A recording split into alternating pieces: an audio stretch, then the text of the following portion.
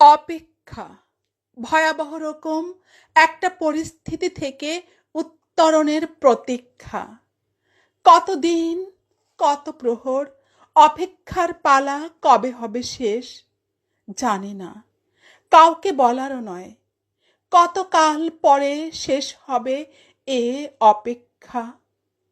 জীবন পরিপূর্ণ একটা উপন্যাসের চিত্ররূপ।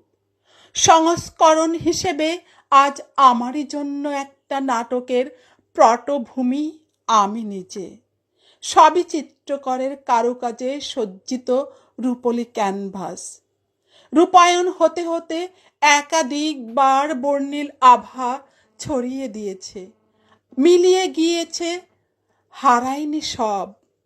স্বপ্ন মিথ্যে হয়ে যাবার উপক্রম হলেও সব স্বপ্ন বিলীন হবার নয়।